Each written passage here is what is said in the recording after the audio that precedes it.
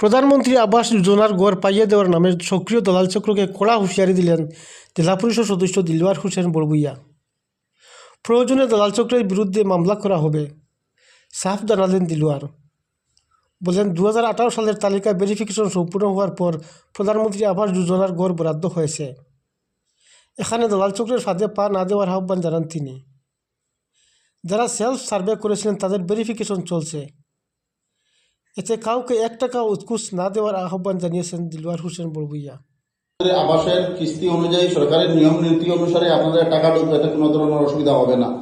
আপনাদের যাবতীয় criteria fill up হওয়ার পরে, আপনাদের যাবতীয় ভেরিফিকেশন হওয়ার পরে আপনাদের নাম স্যাংশন হয়েছে। ভেরিফিকেশনের নামে যে সমস্ত দালাল চক্র গ্রামে গ্রামে ঢুকে ফটো মারার নামে আপনাদের কাছ থেকে টাকা সংগ্রহ করছেন, তাদেরকে 1 টাকা দিবেন না। এটা একটা দালাল চক্রীয় সক্রিয় হয়ে উঠেছেন। দ্বিতীয় নম্বর কথা হচ্ছে, আমাদের বিভিন্ন এলাকার কিছু হিতাধিকারীরাও পাগল হয়ে গেছেন, কে কার আগে পাবে, এবং আপনারাও টাকা দেওয়ার জন্য পাগল হয়ে গেছেন। টাকা দিলে এভাবে প্রধানমন্ত্রী আবাস যোজনা পাওয়া যাবে না, এটা জেনে রাখা ভালো। সরকারি গাইডলাইন অনুসরণ করে, নিয়ম নীতি অনুসরণ করে যাদের নাম স্যাংশন হবে ধারাবাহিক আপনাদের অ্যাকাউন্টে টাকা ঢুকবে, এবং সরকারি নিয়ম নীতি অনুসারে প্রতিটা কিস্তি অনুযায়ী প্রধানমন্ত্রী আবাস যোজনা টাকা ঢুকবে এবং আপনাদের ঘর বানানো হবে। এতে কাউকে টাকা দিলে যে আগে পেয়ে যাবেন, কাউকে টাকা দিলে যে আপনার নামে স্যাংশন হয়ে যাবে, তা অসম্ভব। দ্বিতীয় নম্বর কথা হচ্ছে, সম্প্রতি গোটা আসাম রাজ্যে 2018 যাদের নাম জিওটেক করে ভেরিফিকেশন হয়ে ঠিকঠাক হয়ে সাবমিট হয়েছিল, তাদের স্যাংশন হয়ে গিয়েছে। এবং 18 যাদের 1 কিস্তি বা 2 কিস্তি পেয়ে আছেন, ওনারাও পাবেন, এবং যাদের নামে স্যাংশন হয়েছে আপনারাও ধারাবাহিকভাবে পেয়ে যাবেন।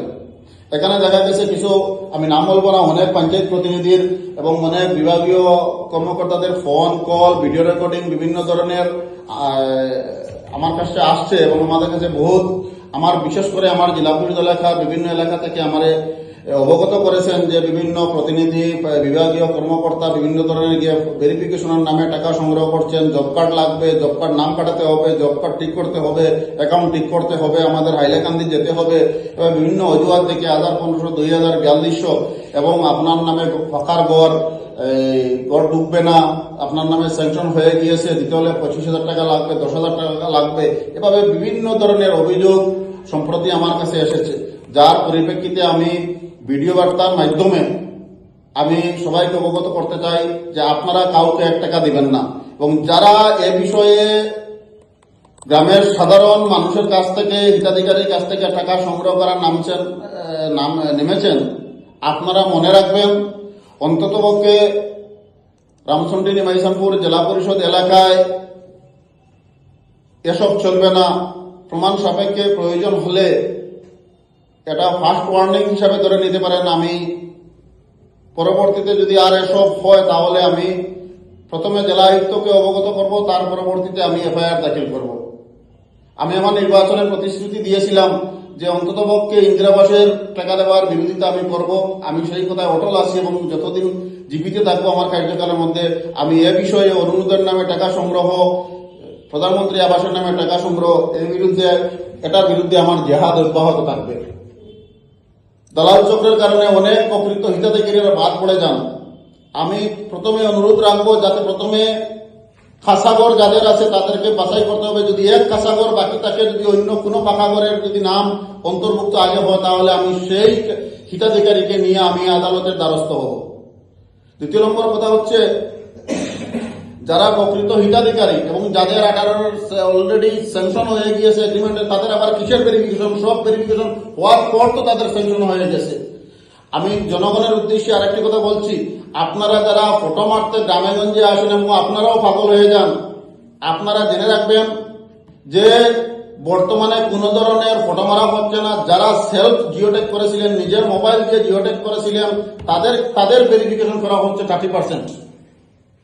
যারা নিজে নিজে মোবাইল দিয়ে জিওটেক করেছিলেন, আজকে তাদের ভেরিফিকেশন করা হচ্ছে, এবং তাদের ভেরিফিকেশন দেখে অন্যান্য যারা পাগল হয়ে টাকা দেওয়ার জন্য দৌড়ঝাঁপ শুরু করেছেন, আপনাদেরও দোষ। আমি গ্রামের সাধারণ জনগণকে আমি আহ্বান করছি, আপনারা প্রকৃত যারা হিতাধিকারী আছেন, আপনাদের জিওটেক হয়ে গিয়েছে, নিজে যারা সেলফ জিওটেক করেছেন, আপনাদের জিপিইসি ঘরে ঘরে গিয়ে সেল জিওটেক গুলার আবার ভেরিফিকেশন করবে, আপনাদের ধারাবাহিক স্যাংশন হবে।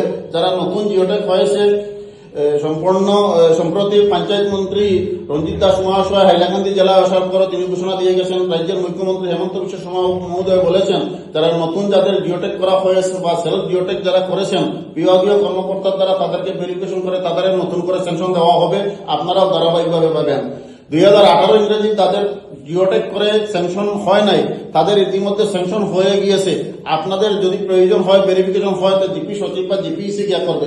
এখানে কোনো জেলা পরিষদ, জিপি সভাপতি, পঞ্চায়েত সদস্য, মেম্বারের কোনো কর্তৃত্ব নাই। আপনাদের কারো নাম কাটতেও পারবে না, কাদের নাম ঢুকাতেও পারবে না। অযথা তাদের কোথায় প্রলোভনে পড়ে ফাঁদে পড়ে তাদের কাউকে 1 টাকা দিবেন না, আমি বারবার অনুরোধ করছি। আর যারা কেউ যদি টাকা দিয়ে গড় না পান, ওনারা দয়া করে অ্যাটলিস্ট জেলা পরিষদ সদস্য হিসাবে আমার কাছে এই অভিযোগ করতে পারবেন না।